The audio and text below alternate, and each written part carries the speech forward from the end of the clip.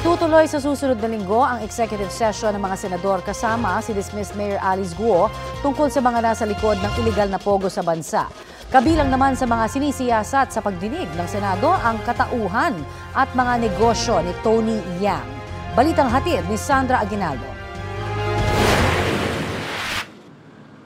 Sa pagdinig sa Senado kaugnay sa mga iligal na pogo, may iginiit si dismissed Bamban Mayor Alice Guo. Your Honor, hindi pa ako mastermind. Masasabi ko po, isa po akong victim. I think sa tagal po na investigation, alam na rin po ng committee po, especially chaired by our Madam Chairman, who's really at the back of everything po. Muli naungkat ang hining niyang executive session. Willing ka bang sabihin kung sino yung most guilty na sinasabi mo? Yes po, Your Honor. Sabi ni Guo, nababahala siya sa kanyang kaligtasan, kaya hindi lantarang makapagbanggit ng pangalan. May punto pang ipinasulat sa kanya ang pangalan ng tumulong sa kanyang pagtakas na kalaunay inilarawan ng ilang senador na isa sa mga utak ng illegal na pogo activities sa bansa. Natuloy ang executive session na tumagal lang ng ilang minuto dahil may sesyon pa ang mga senador. Pero sabi ni Senador J.V. Ejercito, may napala naman sa maikling pag-uusap. Itutuloy ito sa susunod na linggo at aalalahanin daw ni Guo ang mga nangyari. Muli ring inusisa sa pagdinig ang umano'y relasyon ni Guo at ni Suwal Mayor Dong Kalugay na isang dating pulis. Pinagpaliwanag si Kalugay tungkol sa kanyang mga ari-arian, partikular ang Happy Penguin Resort kung saan umano posibleng nagtago si Guo bago tumakas. Punto ni Senador Jinggoy Estrada, tila dumami ang ari-arian nito nung mayor na siya, bagay na itinanggi ni Kalugay. Itinanggi rin na alkalde na meron siyang mga bank account na may daan-daang milyong pisong laman. Kalaunan ay pumirma si Kalugay sa waiver para mabuksan ang kanyang mga bank account. Ipinakita naman ni Senadora Riza Ontiveros ang larawan kung saan magkakasama sina Kalugay at si dating PNP Chief Benjamin Acorda. Namasyal po kami dyan, Your Honor, dahil siya po ay dating Chief of Police po ng SWAL. Nasa larawan din ang kapatid ni Alice na si Wesley. Gusto rin po niyang makita po yung pinakamataas po na sa PNP po. Bakit niya gustong makita yung Chief PNP? Wala po, ganun lang po, Your Honor, sumama lang po. Wala po akong idea, ngayon ko lang po nakita yung picture. Sa isa pang larawan, kasama naman ni Acorda si Tony Yang, kapatid ni dating Presidential Economic Advisor Michael Yang na idinadawit ngayon sa Pogo. Hindi ibidado sa pagdinig si Acorda pero nang kuhanan ng pahayag, ang sagot lang niya ay mahal niya ang bansa at ang PNP. Ang ginawa lang umano niya ay dapat gawin ng isang Pilipino at bilang police officer.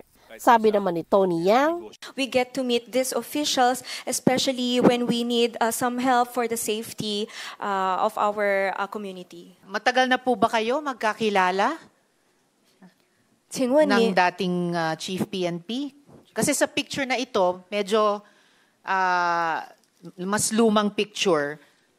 Regional director pa siya. Yes, when he was still in Cagayan as the director, we know each other.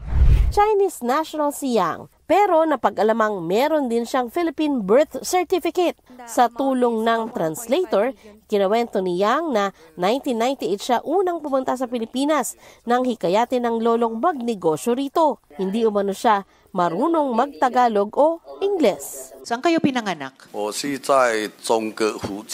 I was born in China in Futian. How do you spell that? Futian, and that means in Fukien province. Place of birth, Misamis Oriental. You just told us pinanganak kayo sa Xinjiang, sa Fukien province. So, a lie on the birth certificate, isa pang patunay na irregular yung birth certificate nyo. My grandfather who helped me come up with this birth certificate, and I'm not sure, maybe he did this for the convenience of the business here. Yang Jansin ang pangalan niya sa Alien Certificate of Registration, pero Antonio Maestrado Lim ang pangalan sa driver's license, TIN at God permit. Sabi ni Yang may mga negosyo sa bigas, bakal at gulong. Right now, I don't have any related business with the Pogo. Right now, how about before? Before, I had transaction with the Pogo company for renting out a condo unit for them. The name Yes, that the I name. had a transaction with is Chiu Shui. Tinanong sa kanya ni Senadora Riza Ontiveros ang POGO service provider na Orun, kung saan nakalistang presidente si Yang. 那边给我租地方嘛， The reason why my name was in Oro1 is because during that time I rented out the place to them.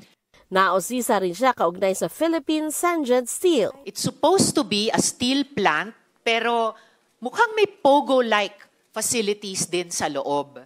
May dorm-style facilities, may restricted area na bawal kaming mga Pilipino. Meron pang torturer, may tagapalo. Ilan po ba ang foreign nationals sa facility niyong ito ng Sanja? During their heyday, we're looking at around 2,000 POGO workers. But ngayon, ma'am, mga less than 300 na lang po. Intel report po na nakarating sa akin. And of course, yung mga documents na nakita namin, it all points to a POGO operation. Tinanong din kung malapit siya kay dating Pangulong Rodrigo Duterte. 我跟卢德地吧， I am not very close with the former President Duterte and I don't have contact with him. Paano niyo nakilala si dating presidente? Former President Duterte, he went to Cagayan and we had a meeting with the Chinese business groups, and that's why we were able to meet him and we had a photo with him. Sandra Aguinaldo, nagbabalita para sa GMA Integrated News. Kapuso, para sa mga maiinit na balita, mag-subscribe sa GMA Integrated News sa YouTube. Sa mga kapuso naman abroad, subaybayan nyo kami sa GMA Pinoy TV at sa www.gmanews.tv.